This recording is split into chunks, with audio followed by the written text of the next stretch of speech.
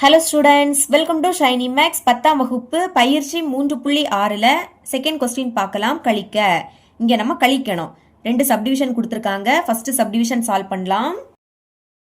Question எடுத்து எழுதியாச்சு. தீர்வு மறுபடியும் கொஸ்டின் அப்படியே எடுத்து எழுதிக்கோங்க. 2x + 1 இன்டூ எக்ஸ் மைனஸ் 2 வைக்கக்கில் என்னது இருக்கு? எக்ஸ் மைனஸ் 4 இருக்கு. சென்டரில் மைனஸ். இனி இதை அப்படியே எடுத்து எழுதிக்கணும். 2x² minus 5 into X plus 2 பைக்க கீழே எக்ஸ் மைனஸ் 4 இருக்கு. நான் என்ன சொல்லி தந்திருக்கேன்?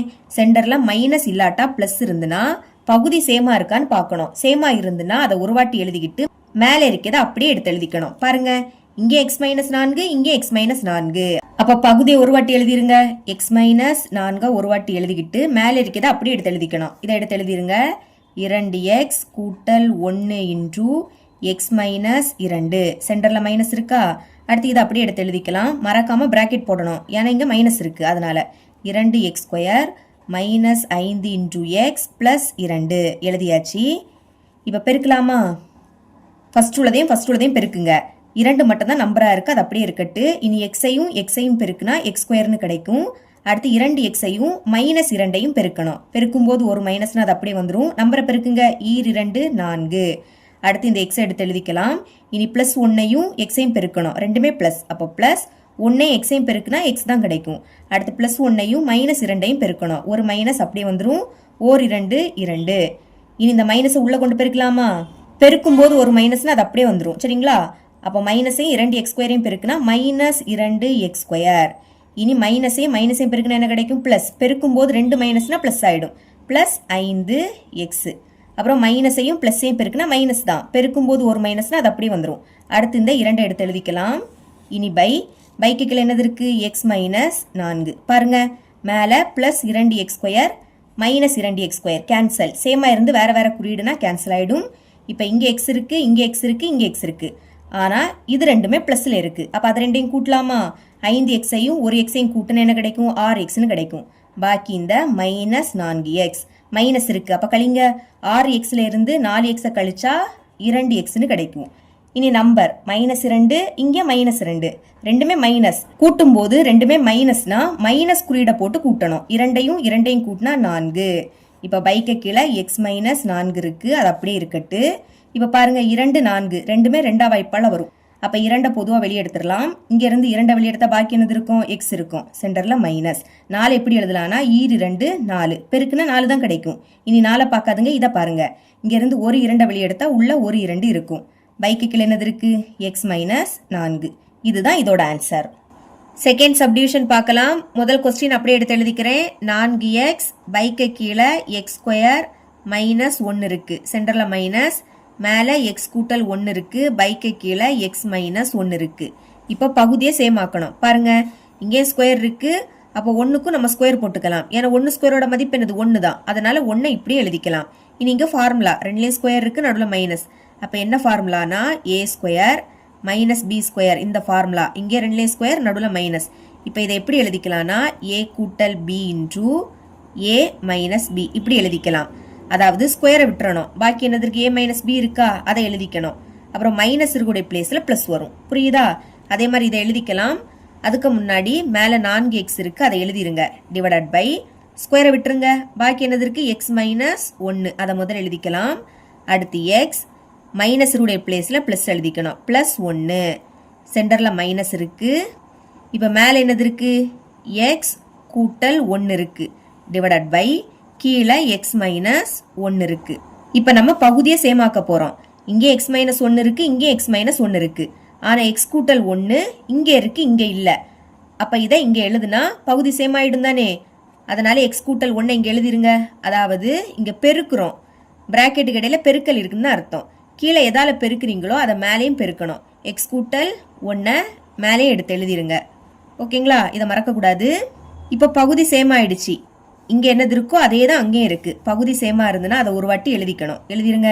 எக்ஸ் மைனஸ் 1 இன்டூ எக்ஸ் கூட்டல் 1 எழுதிக்கிட்டு மேலே இருக்கிறத அப்படியே எடுத்து எழுதிக்கணும். பகுதி சேமாக இருந்துன்னா அதை ஒரு வாட்டி எழுதிக்கிட்டு மேலே இருக்கிறத அப்படியே எடுத்து எழுதிக்கணும். இங்கே 4x இருக்குது, சென்டரில் மைனஸ். அடுத்து இதை எடுத்து எழுதிக்கலாம்.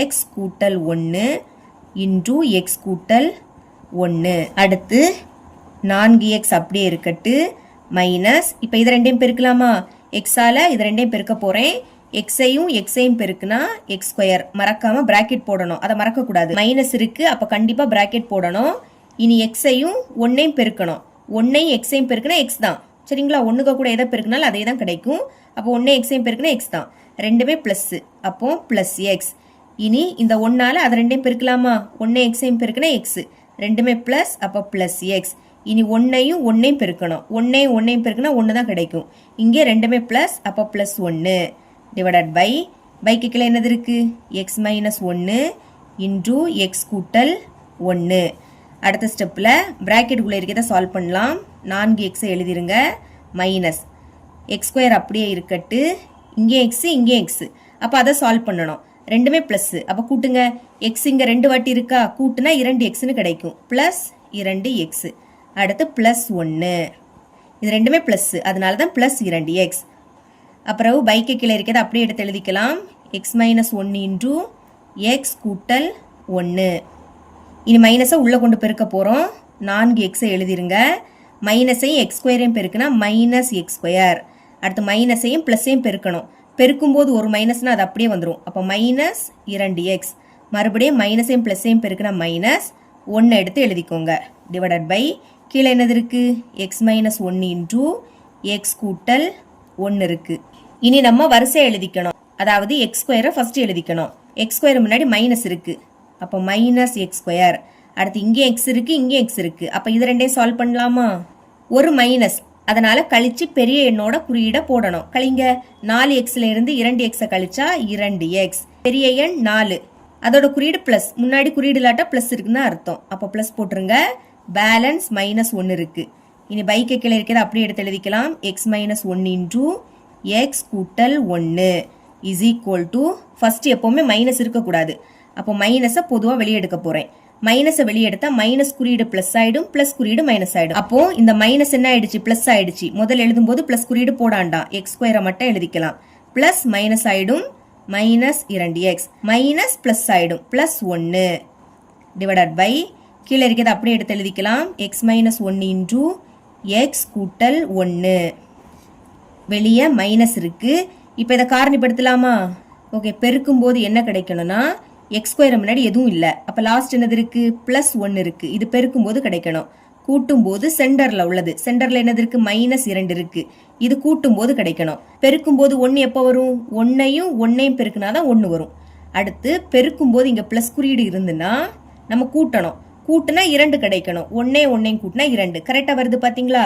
இனி குறியீடை போட்டுக்கலாம் பெருக்கும்போது இங்கே ப்ளஸ் குறியீடு இருந்துன்னா ரெண்டுக்குமே ஒரே குறியீடு தான் போடணும் அதை கண்டுபிடிக்க அடுத்துள்ளதை பாருங்க கூட்டும்போது இங்கே என்ன குறியீடு இருக்கோ அதை தான் ரெண்டுக்குமே போட்டுக்கணும் சரிங்களா மைனஸ் இருக்குது அப்போ ரெண்டுக்குமே மைனஸ் குறியீடு போட்டுக்கோங்க இனி இங்கே எக்ஸ் ஸ்கொயர் இருக்குது ஸ்கொயரை விட்டுறணும் பாக்கி என்னது இருக்குது எக்ஸ் இருக்கா அதை பைக்கு கீழே எழுதிக்கணும் இங்கே பைக்கு கீழே எக்ஸ் இப்போ காரணிகளை எடுத்து எழுதிக்கலாம் கீழே உள்ளதை தான் முதல் எழுதிக்கணும் எக்ஸை ஃபஸ்ட் எழுதிருங்க மேலே உள்ளதை ரெண்டாவது எழுதிக்கணும் அதே மாதிரி இங்கேயும் கீழே எக்ஸ் இருக்குது மேலே மைனஸ் 1 இருக்குது இப்போ பைக்கு கீழே இருக்கிறத அப்படியே எடுத்து எழுதிக்கலாம் எக்ஸ் மைனஸ் 1 இன்டூ எக்ஸ் கூட்டல் 1 மேலே எக்ஸ் மைனஸ் 1 கீழே எக்ஸ் மைனஸ் 1 கேன்சல் ஆகிடுமா பாக்கி என்னது இருக்குது மைனஸ் இருக்குது மேலே எக்ஸ் மைனஸ் 1 இருக்குது பைக்கு கீழே எக்ஸ் கூட்டல் 1 இருக்குது இனி மைனஸை உள்ளே கொண்டு பெருக்கலாமா மைனஸே எக்ஸையும் பெருக்குனா மைனஸ் எக்ஸ் அடுத்து மைனஸையும் பெருக்குனா ப்ளஸ்ஸு பெருக்கும்போது 2 மைனஸ்னா ப்ளஸ் ஆகிடும் பெருக்கும்போது ஒரு மைனஸ்னா அப்படியே வரும் 2 மைனஸ்னா ப்ளஸ் ஆகிடும் ஞாபகம் வச்சுக்கோங்க